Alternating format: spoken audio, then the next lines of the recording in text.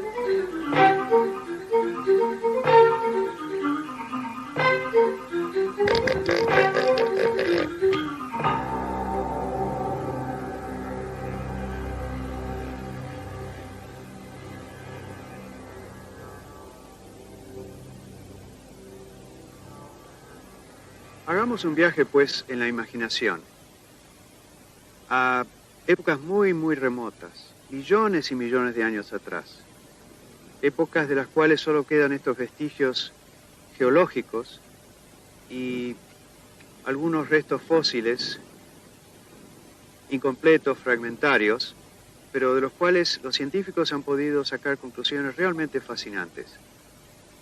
Para emprender este recorrido por el remoto pasado patagónico, hemos convocado a un numeroso grupo de científicos que trabajan en la Argentina en las más diversas disciplinas de las ciencias de la Tierra y las ciencias de la vida. Ellos compartirán con nosotros sus conocimientos y las investigaciones en que están trabajando. Este tiene todos los caninos, están muy rotos y tiene una costra de óxido de hierro bastante grande.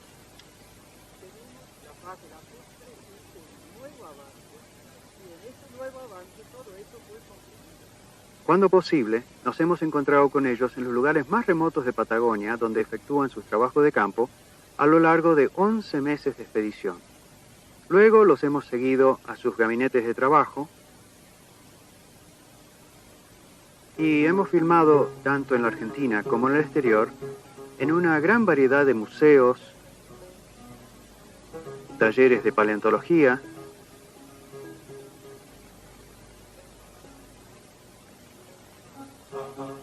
zoológicos,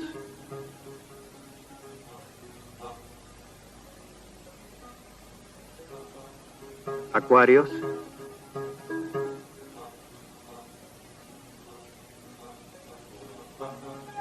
parques ecológicos,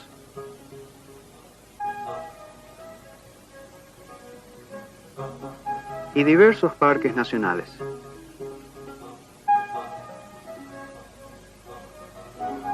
Ahora bien, antes de comenzar nuestro buceo por el remoto pasado patagónico, vamos a dedicarle este primer programa a explicar algunos conceptos generales sobre la transformación de la superficie de la Tierra y de la vida que la pobló a lo largo de millones y millones de años. Veremos qué es la deriva continental, el tiempo geológico, la subducción, volcanismo, las eras geológicas, para que cuando toquemos estos temas más adelante, con ejemplos específicos en Patagonia, nos resulte más fácil comprenderlos.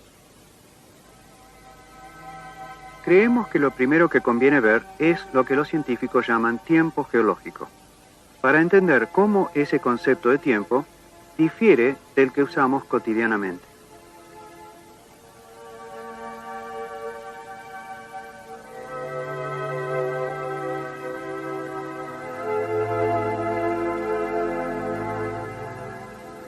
Antes que la Tierra surgiera como parte del sistema solar, pasaron miles de millones de años desde la formación del universo.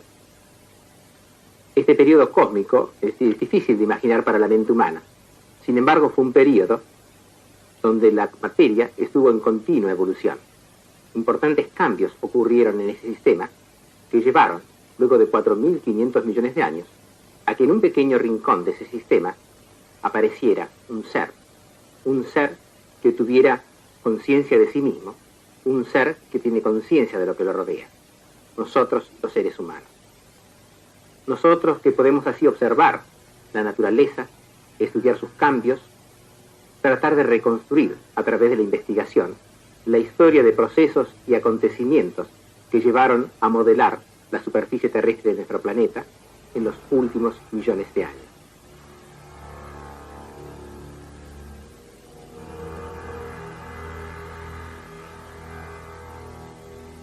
Hay un problema fundamental cuando tratamos de estudiar los acontecimientos que han ocurrido en nuestro planeta.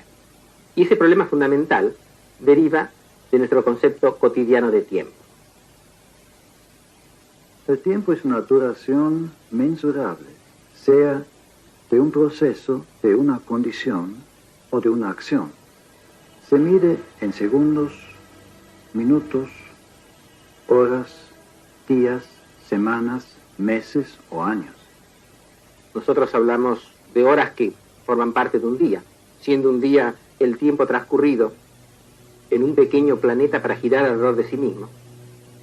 O hablamos de un año, que es el tiempo que tiene ese planeta para dar una vuelta alrededor de una estrella de dimensiones medianas, que a su vez es un pequeño punto, una pequeña estrella de millones que forman nuestra galaxia. Y esta galaxia es una de incontables que existen en el universo hasta ahora conocido. Como ven, nuestro concepto de tiempo que usamos en forma cotidiana es algo muy limitado, muy relativo. Los procesos geológicos no se rigen por nuestro limitado concepto de tiempo. Son procesos muy lentos que insumen millones de años. El tiempo geológico está representado y documentado por las sucesiones de rocas. Se mide en millones de años. Aquí, al lado del mar, encontramos este paquete de rocas de alrededor de 10 metros de espesor. La edad de esas rocas está dada por las asociaciones de fósiles que se hallan en ellas. Y el tiempo necesario para depositar este paquete se estima en varios miles de años.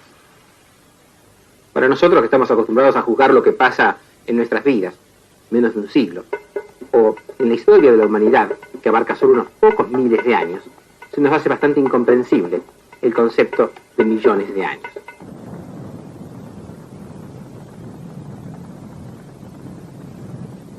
Por eso, a lo largo de esta serie de programas, vamos a utilizar millón de años con cierto desparpajo, aunque sea una unidad un poco incomprensible para nuestra mente, pero lo que queremos, lo que buscamos, es tratar de relacionar los acontecimientos que ocurrieron en nuestro planeta y que llevaron a modelar nuestra superficie terrestre.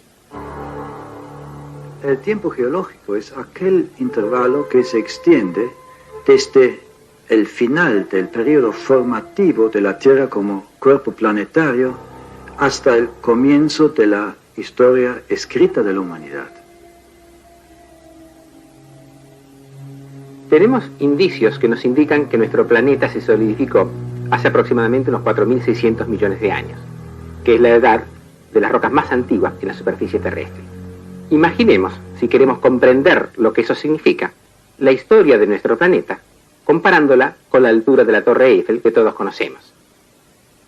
Hace entonces unos 4.600 millones de años que se formó la corteza terrestre. Y desde ese momento la Tierra sufrió muchísimos cambios. Esos cambios se produjeron a medida que se iba enfriando su corteza. Hace unos 3.500 millones de años, a un tercio de la base de la Torre, en esos mares ancestrales, una serie de organismos unicelulares que tenían la capacidad de reproducirse, fueron dando lugar a organismos cada vez más complejos. A través de millones de años, esos organismos produjeron una flora y una fauna de gran diversidad.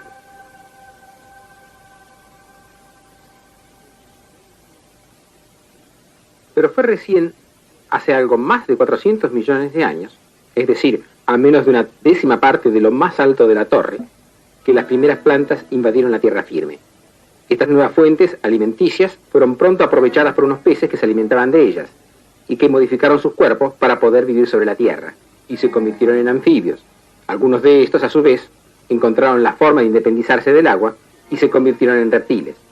Y algunos de estos, con el correr del tiempo geológico, se convirtieron en mamíferos. Todo esto llevó, a través de muchos millones de años de evolución, de constantes cambios, a producir una gran infinidad de formas y de tamaños que lograron adaptarse a los más diversos medios ambientes en los cuales ellos vivían. Llegamos así a la aparición de los primeros antecesores del hombre, hace unos 3 millones de años, representado por unos 20 centímetros, o sea, el largo de un gran bulón en la parte más alta de la torre. En cuanto a la historia escrita de la humanidad, de unos aproximadamente 6.000 años, estaría representada por menos de 1 milímetro en esa torre de 312 metros de altura, el espesor menor al de una moneda ubicada en la cúspide de la Torre Eiffel.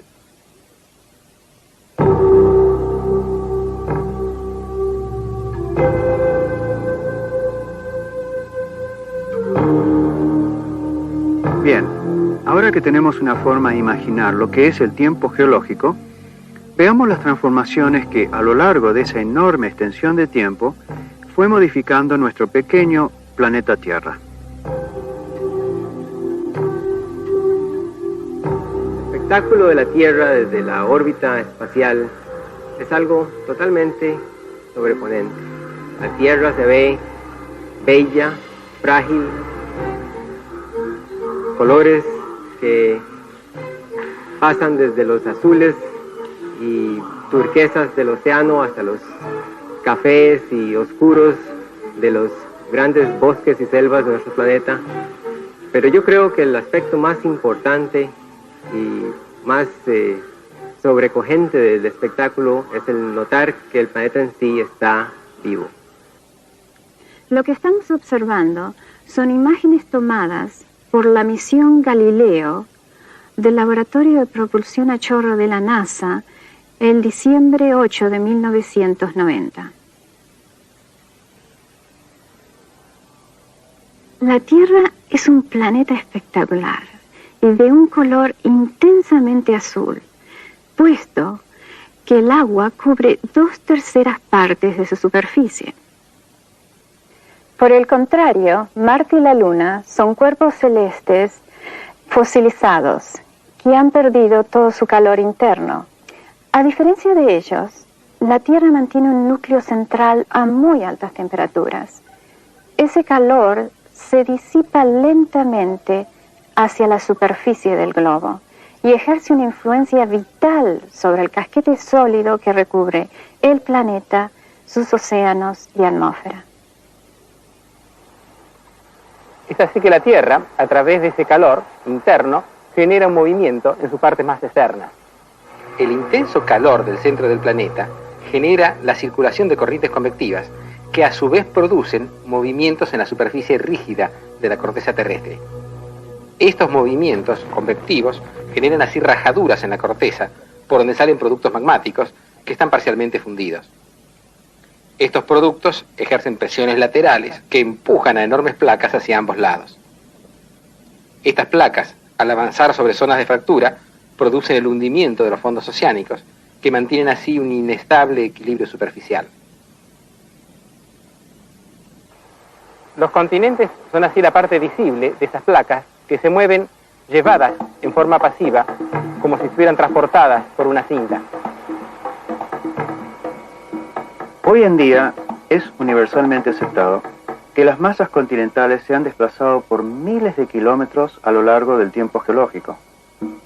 Sabemos que en este aparente caótico movimiento hay cierto orden, que culmina con un reagrupamiento en un solo bloque continental que le llamamos supercontinente.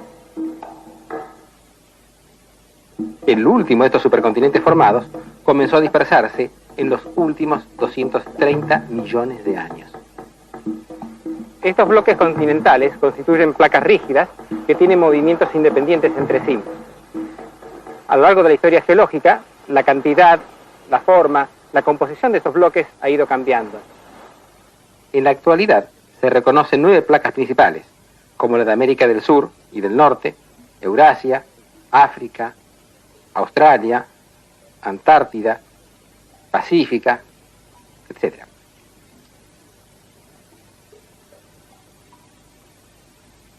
Estas placas oceánicas se generan en el medio del océano. Se generan y crecen en dorsales como la del centro atlántico, donde una vez formadas desaparecen en su largo camino hacia las zonas de subducción.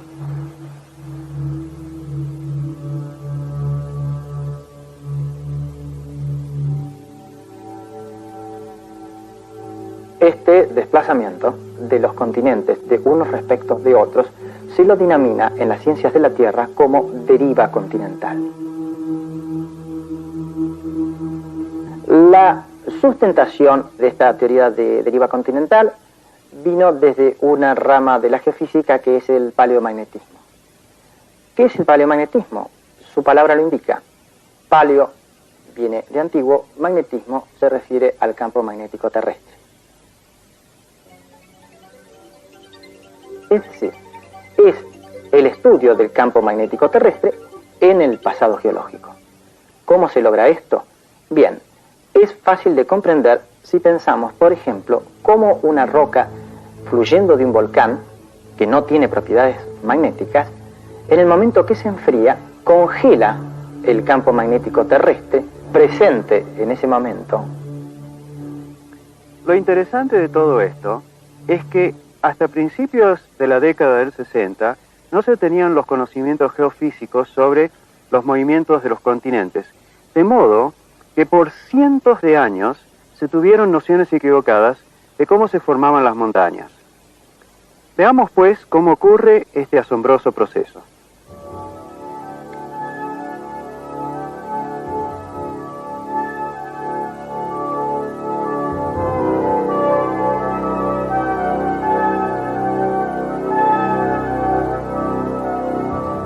Esta cordillera es la que se encuentra presente en el fondo del Océano Atlántico. Esta se habría formado como consecuencia de la separación del suelo oceánico, dando lugar a la eyección de magma proveniente del interior de la Tierra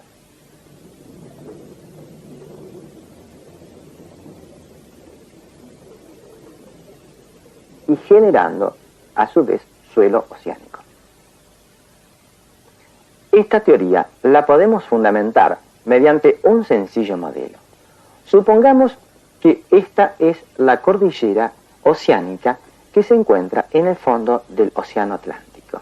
Es así que al irse generando nuevo suelo oceánico que produce la deriva continental, nos irá dejando el fondo oceánico tal cual como podemos ir viendo en este modelo. Este proceso hace que Sudamérica y África se estén separando como sobre una cinta transportadora. Esta separación los geólogos la pueden medir por diversos métodos.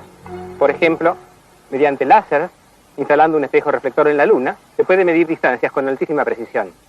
Entre los muchos experimentos que dejaron en la superficie de la Luna los astronautas de las naves Apolo, había un pequeño experimento que utilizaba lo que llamaban ellos reflectores de esquina, y por medio de rayos láser se podía medir con mucha precisión la distancia entre la Tierra y la Luna. Y claro, el interés era de determinar precisamente la órbita que nuestro satélite tiene alrededor de nuestro planeta. Más adelante, otros usos de ese experimento se llevaron a cabo, inclusive uno muy interesante que trataba de medir esos cambios tan pequeños en el movimiento entre las masas continentales del planeta Tierra. Básicamente el experimento es muy simple. Se utiliza la Luna como punto de referencia, ya que la órbita es conocida. Se utiliza el espejo como punto de reflexión de una señal que viene desde un punto sobre la Tierra, rebota por el espejo y llega a otro punto sobre la Tierra, específicamente en otro continente. Esta distancia se mide y el experimento se repite tal vez un medio año, un año más tarde, exactamente, y se mide precisamente la misma distancia. Si hay cambios en esa medición, quiere decir que los puntos de referencia o los puntos de observación se han movido. De esta manera podemos medir la distancia entre la isla de Pascua, que está ubicada en el medio del Pacífico, y el continente sudamericano. La isla de Pascua se está acercando alrededor de 9 centímetros por año. Imagínense lo que representa solo 9 centímetros por año. Son distancias realmente desdeñables. Pero si pensamos en el tiempo geológico, en millones de años, estamos hablando de distancias de miles de kilómetros de longitud.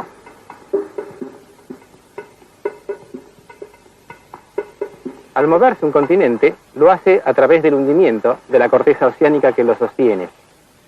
Esa corteza oceánica se va hundiendo por debajo de los continentes en lo que conocemos con el nombre de zona de subducción. Al alcanzar esas profundidades, el material se funde y a través de las fisuras, grietas o fracturas que pueda tener ese continente, acceden a la superficie formando los volcanes. Estos volcanes son así un testimonio de la presencia de zonas de subducción. Ahora, ¿qué ocurre si a esa corteza oceánica viene adosado un continente? Cuando el continente llega a la zona de subducción, su espesor, sus mayores dimensiones, imposibilita que ese continente se introduzca en la zona de subducción. Y eso produce una gran colisión, una colisión de los dos continentes. Esta colisión trae aparejada una gran cantidad de cosas como terremotos, fracturas, grandes emisiones de material volcánico, y como resultado de esta misma colisión, la zona se levanta, toda la región es ascendida y se forma una cadena montañosa. Esto está ocurriendo actualmente en los Himalayas. ¿Cómo se formó esta cadena montañosa? Se formó por la colisión de la península índica contra el continente asiático. La península índica estaba ubicada en un principio en forma aledaña al continente africano.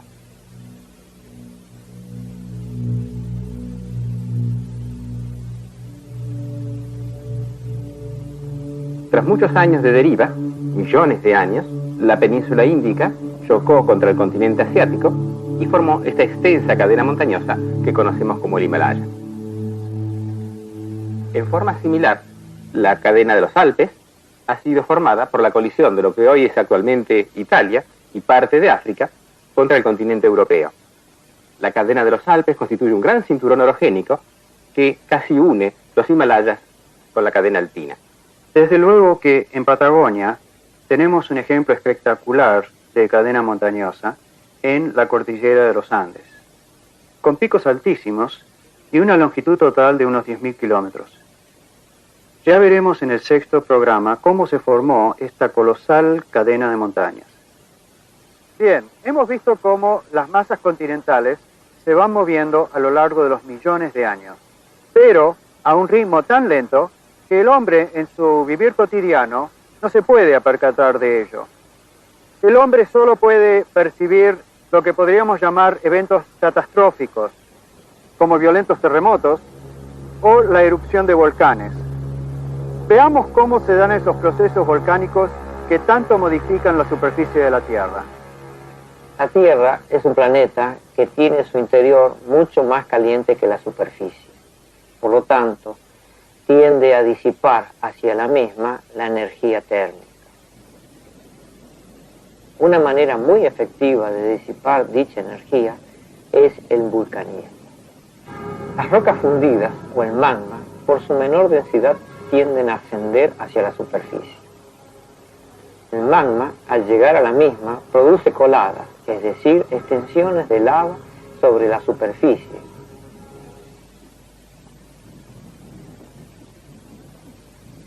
Y a su vez salpicaduras de todo tipo, salpicaduras muy gruesas que son dirigidas hacia la parte superior, hacia la atmósfera, y se enfrían formando bombas volcánicas.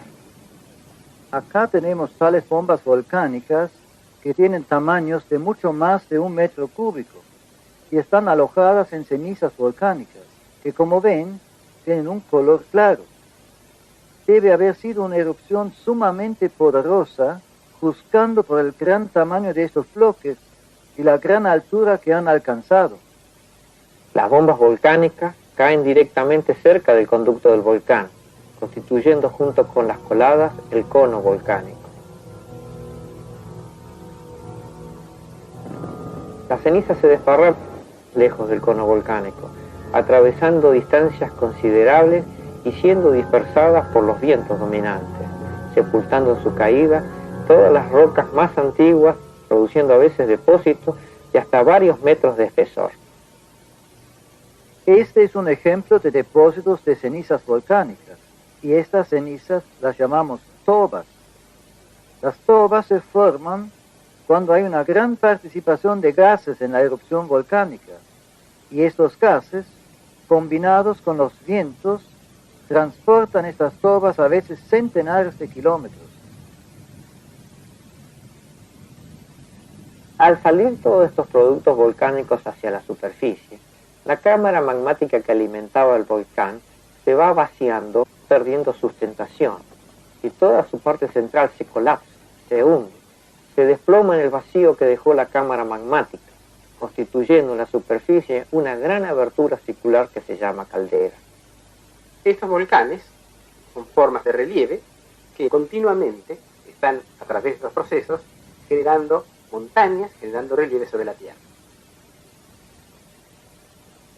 En contrapartida, la interacción de la atmósfera con la superficie terrestre produce su desgastamiento, su erosión. Esa erosión se puede realizar ya sea por medio del viento, por el medio de las aguas,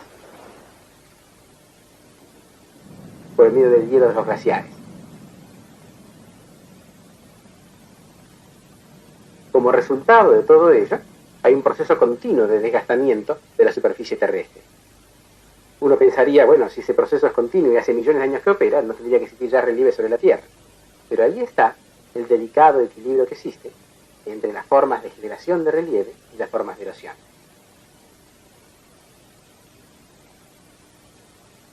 Estamos viendo cómo la superficie de la Tierra se transforma constantemente por procesos geológicos de crecimientos y desgastamientos cíclicos. Y en todo esto juega un papel muy importante la atmósfera. La forma en que la atmósfera afecta a la superficie terrestre es a través del clima. El clima de nuestro planeta cambió muchas veces durante los 4.500 millones de años que pasaron desde que la Tierra se originó. Y la Patagonia tiene extraordinarias pruebas para estos cambios climáticos.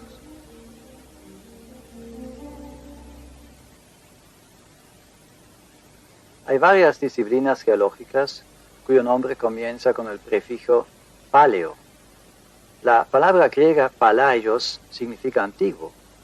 Así, la paleoclimatología se dedica al estudio de los climas antiguos, los climas del pasado. Por ejemplo, si encontramos estrías que nos dan indicios que por encima de estas rocas se movilizaban glaciares gigantescos hace más de 10.000 años, entonces sabemos que en esta zona reinó un clima frío, como el que tenemos actualmente en el extremo sur de la Patagonia, con glaciares como el Perito Moreno en el lago Argentino. Estos glaciares modelaron a su paso el fondo preexistente y elaboraron un pavimento estriado que nos permite reconocer la dirección del flujo del hielo.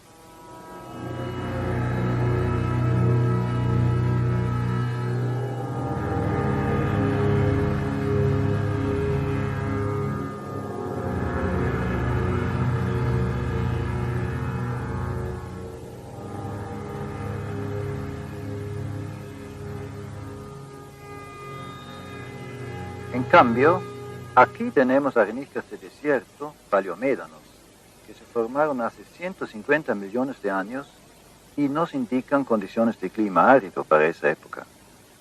Son formaciones iguales a aquellas que vemos hoy formándose en el desierto del norte de Chile, en el desierto de Atacama. ¿Se imaginan en Patagonia lugares así de una aridez tan extrema? En la actualidad, la mayor parte de su extensión es una estepa semiárida con una vegetación baja de pastos duros. Pero hay también pruebas irrefutables, como lo son por ejemplo los depósitos de carbón, de que hubo áreas patagónicas que en un pasado remoto fueron muy diferentes, con cierto grado de humedad y una cubierta continua de vegetación. Los carbones son indicadores climáticos de clima húmedo por excelencia, y la presencia de estos carbones aquí significa que reinó durante su depositación un clima sumamente húmedo, ya que los carbones se forman por la presencia de profusas masas de vegetación. Los yesos, por su parte, son indicadores de climas áridos, ya que su precipitación exige una evaporación considerable de las aguas. Como ven, en la naturaleza hay incontables indicios de los procesos y los climas del pasado, solo que es necesario tener una base de conocimientos para poder interpretar, como un detective, lo que ocurrió en los diversos lugares que uno visita. Bien, hasta acá hemos tratado algunos conceptos de geología. Ahora vayamos a otros temas, esta vez relacionados con el desarrollo de la vida sobre el planeta. El estudio de las formas vivas actuales se denomina biología. El estudio de las formas vivas del pasado, que nos han llegado al día de hoy fosilizadas, es decir, como piedra, se denomina paleontología. Los paleontólogos de invertebrados estudian aquellos organismos animales sin columna vertebral que vivieron en el pasado.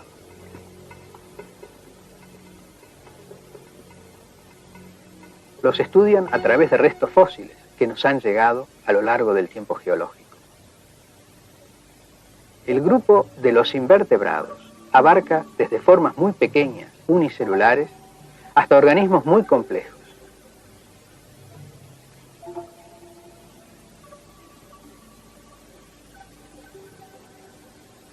Muchos de los invertebrados marinos tienen caparazones duras que cumplen primordialmente dos funciones.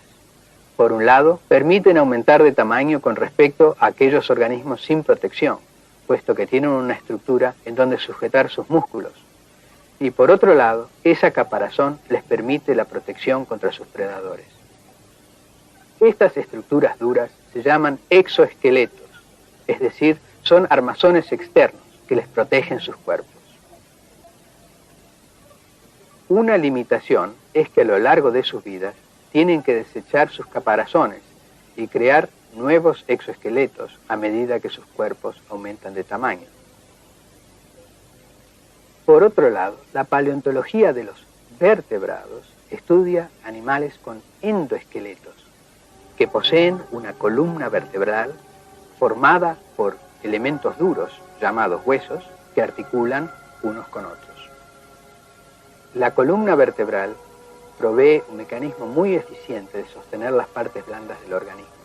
Esto le permitió a los vertebrados un aumento de tamaño hasta proporciones realmente extraordinarias. De modo que entre los vertebrados hubo desde gigantescos dinosaurios que llegaron a tener hasta 40 toneladas de peso, hasta animales diminutos como este picaflor, el picaflor más pequeño del mundo, que no es más grande que un dedo pulgar. Dentro de la paleontología hay también otras especializaciones. Por ejemplo, acá tengo una piedra muy dura, que es como un ópalo, una de las piedras más duras en la naturaleza. Sin embargo, hace 150 millones de años, esto fue materia vegetal. Fue parte de un tronco de un árbol. ¿Y cómo sabemos que esto fue en realidad materia vegetal? Mediante la paleobotánica, que es una disciplina que estudia las plantas que vivieron en el pasado geológico. Por ejemplo, estas improntas de 300 millones de años de antigüedad corresponden a helechos arborescentes.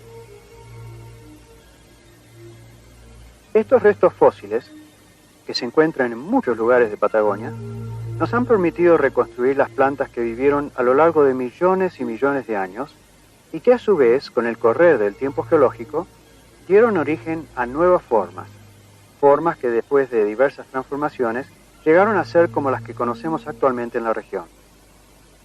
Los científicos que estudian la vida del pasado remoto se basan en los restos fósiles que van encontrando y a través de ellos tratan de reconstruir, de volver a armar ese pasado pieza por pieza como si fuera un rompecabezas. Gracias a esas reconstrucciones, vemos cómo los organismos fueron evolucionando, cómo fueron cambiando a lo largo de millones de años en formas y tamaños de los más diversos.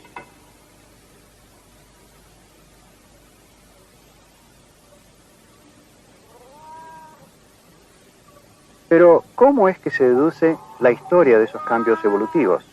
Bueno, gracias a hallazgos que los científicos encuentran en diversos lugares del planeta en los llamados yacimientos fosilíferos. Los fósiles de plantas o animales extinguidos se pueden encontrar en el sitio original de su depositación o removidos ya sea por las lluvias, los vientos o los hielos. Esas piezas fósiles que se encuentran en yacimientos fosilíferos son traídos entonces a museos, a gabinetes de estudio, donde se los prepara con sumo cuidado para que se vea bien los huesos, y luego son estudiados por expertos, paleontólogos, paleozoólogos. Los científicos utilizan palabras latinas para denominar los miles y miles de tipos de organismos que viven o han vivido sobre el planeta Tierra. Y lo hacen con dos nombres, el nombre genérico y el nombre específico. Y estos dos nombres los podemos comparar con nuestro apellido y nuestro nombre. Un ejemplo sencillo, Patagosaurus fariasi, donde el nombre genérico se refiere a la región patagónica y al hecho de que se trata de un saurio, mientras el nombre específico es un homenaje al poblador Ricardo Farías, en cuyo campo se encontró el primer ejemplar.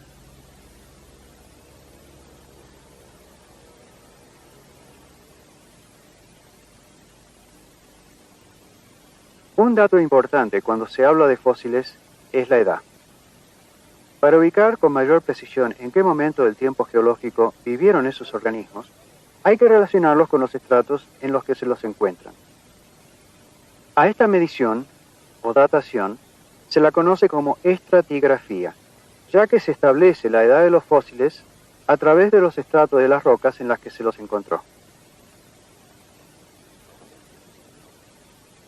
Ahora bien, para historiar la evolución de la Tierra y la vida que comenzó a poblarla, fue necesario elaborar un sistema de datación que diera cierta precisión a la época en que aparecieran nuevos organismos o que ocurrieran episodios geológicos de importancia. En esta cronología, las etapas de mayor jerarquía han sido denominadas por los geólogos como eras. Y dentro de esas eras, para dar más precisión, se estableció una subdivisión en períodos. Para reconstruir la historia de la Tierra, los geólogos han dividido su evolución en 4 grandes eras: la era precámbrica, la paleozoica, la mesozoica y la cenozoica. Estas eras están caracterizadas por grandes acontecimientos que trajeron aparejados grandes cambios sobre la faz de la Tierra. Bien, ahora que hemos visto cómo los científicos han organizado el tiempo geológico, comencemos a hilvanar la historia de la vida sobre nuestro planeta. Demos primero una fugaz mirada a la época más remota, la más antigua, que llamamos la era precámbrica. La era precámbrica se inició hace 4.600 millones de años. Es esa la edad de las rocas más antiguas que se conocen sobre la Tierra. De este modo, el precámbrico abarca unos 4.000 millones de años, una extensión de tiempo casi inimaginable. Las primeras moléculas orgánicas se originaron en el mar hace unos 3.500 millones de años. Estos organismos primitivos se dividían mediante la simple división de sus células. Es decir, las células se dividen en un momento dado, dando lugar a 2 células, las cuales a su vez tienen la posibilidad de dividirse nuevamente. Esta forma de reproducción da casi siempre individuos exactamente iguales. Las variaciones o mutaciones aparecían solo muy esporádicamente, y es tal vez por eso que durante los primeros millones de años hubo una pequeña variedad de organismos que eran mayormente bacterias y algas.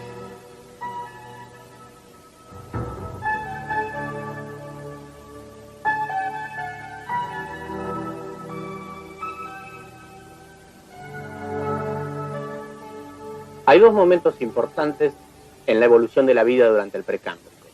El primero se produjo hace aproximadamente 2.000 millones de años, cuando el desarrollo de las algas fotosintéticas llevó a un rápido incremento del oxígeno atmosférico.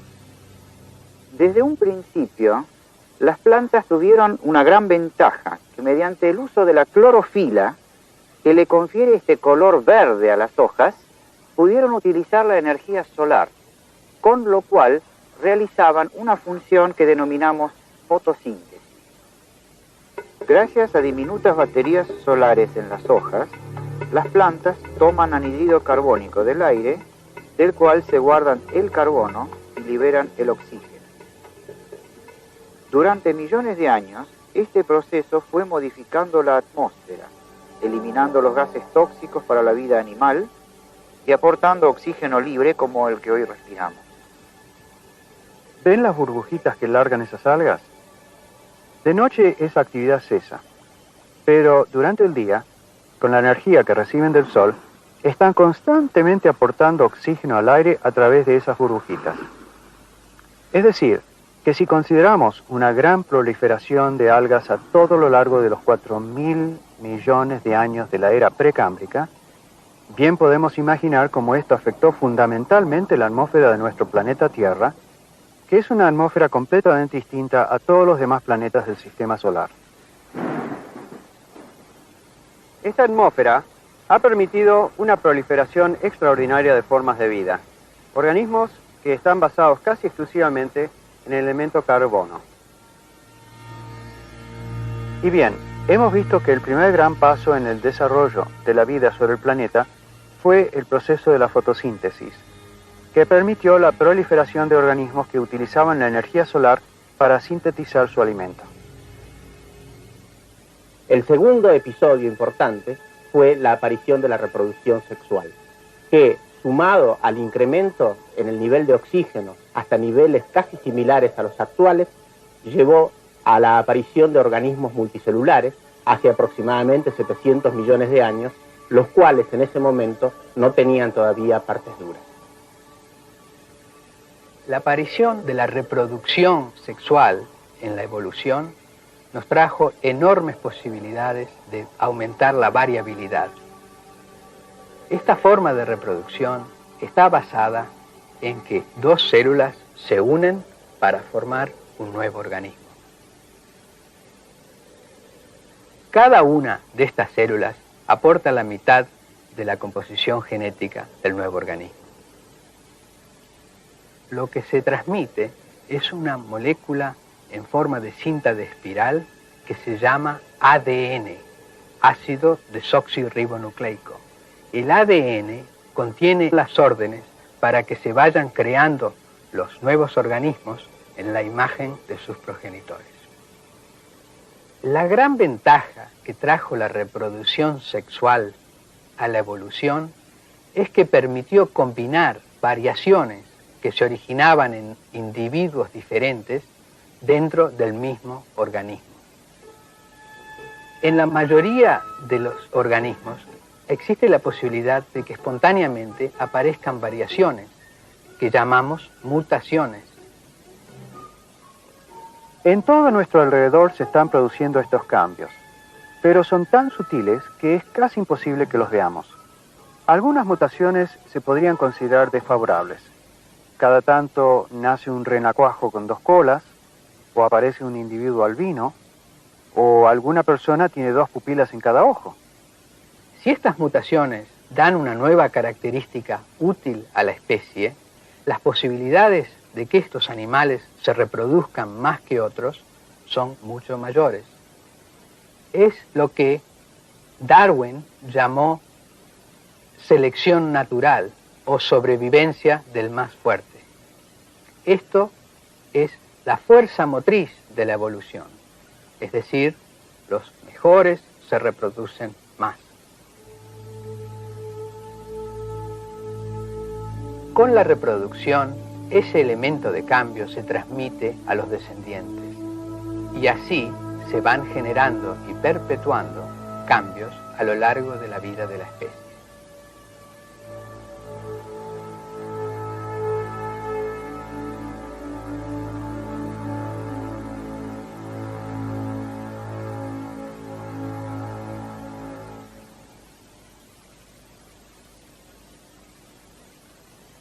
Y todo esto es posible gracias a las cantidades enormes de animales y plantas que se han gestado a lo largo del tiempo geológico. Si pensamos que una perra puede dar a luz, digamos, 4 perritos por año, y que tiene 10 años de fertilidad, esa perra sola tendrá una prole de 40 perros a lo largo de su vida.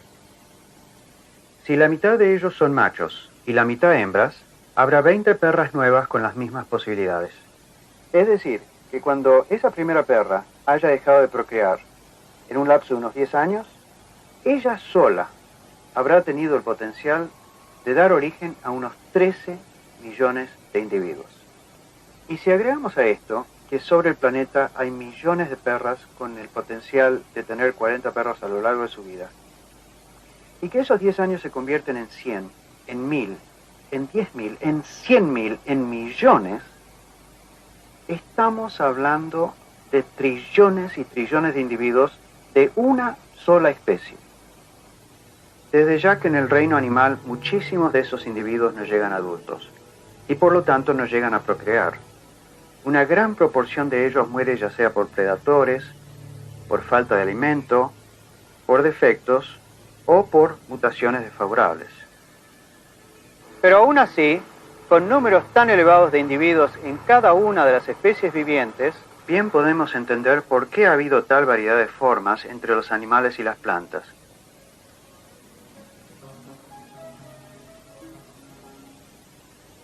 Hasta acá hemos dado algunos conceptos generales de geología y biología. Conceptos básicos para entender mejor los temas que iremos desarrollando a lo largo de nuestra serie. En el próximo programa comenzaremos un largo viaje a lo largo del tiempo geológico para ir descubriendo los eventos que ocurrieron en la región patagónica argentina, tanto en los procesos geológicos como en la vida que la pobló. Los invito a compartir esta trayectoria conmigo, que estoy seguro les asombrará, ya que iremos descubriendo los aspectos ancestrales del planeta sobre el cual vivimos.